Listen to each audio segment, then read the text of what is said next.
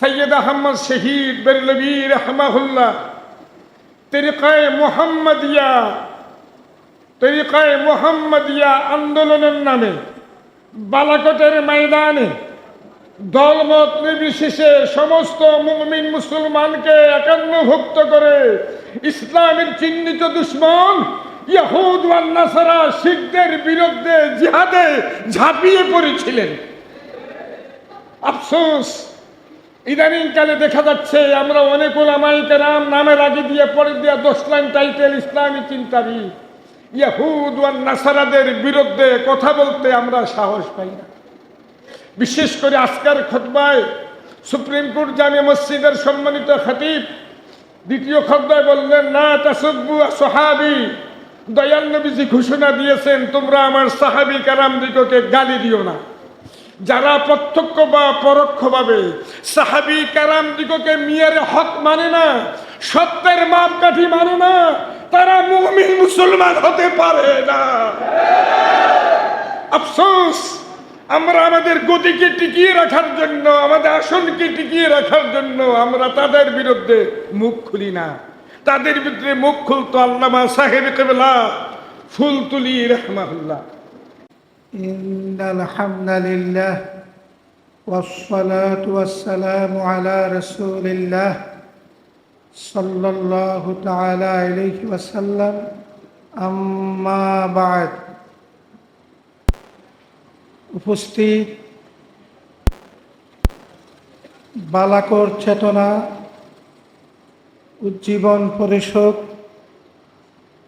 কর্তৃক আয়োজিত আমিরুল মুমিনিন সৈয়দ আহমদ শহীদ বেরলভী রাহমাহুল্লাহর স্মরণে এই সেমিনারের সম্মানিত সদরে মহতারাম, বিশ্ববরেণ্য ওলিয়ে কামেল, উপমহাদেশের প্রখ্যাত বুজুর্গ, হাজার হাজার মুফতি, মুহাদ্দিস ওয়া মুফাসসিরদের উস্তাদ ও রইসুল কুররা, সুলতানুল আরিফিন, মুর্শিদুল আল মুকাররম হযরতুল আল্লামাহ সাহেব কেবলা ফুলতুলি রাহমাহুল্লাহ এর লখতে জিগার, আমাদের প্রাণপ্রিয় ব্যক্তিত্ব, ঢাকা বিশ্ববিদ্যালয়ের আরবি বিভাগের সম্মানিত প্রফেসর হযরতুল আল্লামা আলহাজ মাওলানা হামদ হাসান চৌধুরী উরফে শাহান সাহেব,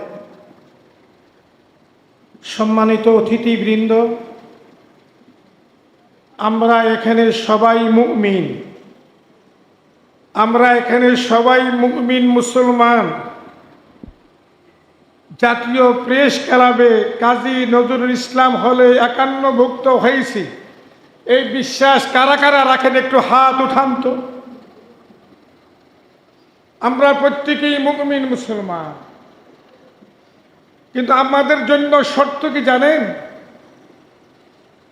বিজয়ের জন্য একমাত্র শর্ত হইল ঈমান। বিজয়ের জন্য শর্ত জনসমর্থন নয়, বিজয়ের জন্য শর্ত শিল্পপতি হওয়া নয়, বিজয়ের জন্য একমাত্র শর্ত হলো ঈমান।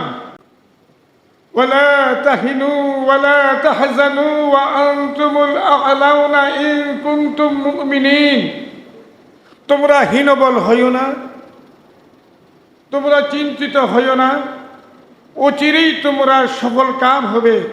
ইন কুনতুম মুমিনিন, যদি তোমরা মুমিন হও। সৈয়দ আহমদ শহীদ বেরলভী রহমাহুল্লাহ তরিকায়ে মুহাম্মাদিয়া আন্দোলনের নামে বালাকোটের ময়দানে দলমত নির্বিশেষে সমস্ত মুমিন মুসলমানকে একান্নভুক্ত করে ইসলামের চিহ্নিত দুশমন ইহুদ ওয়ান নাসারা শিখদের বিরুদ্ধে জিহাদে ঝাঁপিয়ে পড়েছিলেন। আফসোস, ইদানিংকালে দেখা যাচ্ছে আমরা অনেক উলামায়ে কেরাম নামের আগে দিয়ে পরে দিয়ে 10 লাইন টাইটেল ইসলামী চিন্তাবিদ ইহুদ ওয়ান নাসারাদের বিরুদ্ধে কথা বলতে আমরা সাহস পাই না। বিশেষ করে আজকের খুতবায় সুপ্রিম কোর্ট জামে মসজিদের সম্মানিত খতিব দ্বিতীয় খতবায় বললেন লা তাসুব্বু আসহাবি, দয়াল নবীজি ঘোষণা দিয়েছেন তোমরা আমার সাহাবী কারামদিগকে গালি দিও না। যারা প্রত্যক্ষ বা পরোক্ষভাবে সাহাবী কারামদিগকে মিয়ার হক মানে না, সত্যের মাপকাঠি মানে না, তারা মুমিন মুসলমান হতে পারে না। আফসোস, আমরা আমাদের গতিকে টিকিয়ে রাখার জন্য, আমাদের আসনকে টিকিয়ে রাখার জন্য আমরা তাদের বিরুদ্ধে মুখ খুলি না। তাদের বিরুদ্ধে মুখ খুলতো আল্লামা সাহেব কেবলা ফুলতুলি রাহমাহুল্লাহ। গিয়েছিল একদল ইসলামী চিন্তাবিদ সকল, ইত্তিহাদুল উম্মাহ। ৭৩ দল কেন থাকবে? একদল থাকবে। সাহেব কেবলা বলেছিলেন আমি কি আমার দয়াল নবী রাসূল পাক সাল্লাল্লাহু তাআলা আলাইহি ওয়াসাল্লামের দর্শনকে অগ্রাধিকার দিব, না আপনারা দুনিয়া কোনো ব্যক্তি মনীষী ইসলামী চিন্তাবিদের দর্শনকে অগ্রাধিকার দিব? তারা বলল যে দয়াল নবীজির দর্শন। তো দয়াল নবীজি বলছেন ৭৩ দল হবে, কুল্লুহুম ফিন্নার ইল্লা মিল্লাতান ওয়াহিদা, সমস্ত দল জাহান্নামী হবে, শুধুমাত্র একটি দল বেহেশতি হবে। দরবারি রিসালতে যখন আরজি করা হলো ইয়া রাসূলুল্লাহ কোন দলটি বেহেশতি হবে, দয়াল নবীজি ঘোষণা দিচ্ছেন ক্বালা মা আনা আলাইহি ওয়া সাহাবী, যারা আমার রাসূলুল্লাহর পথ মত সাহাবী কেরামের পথ মতের উপর থাকবে তারাই বেহেশতি, আর বাকি সব জাহান্নামী।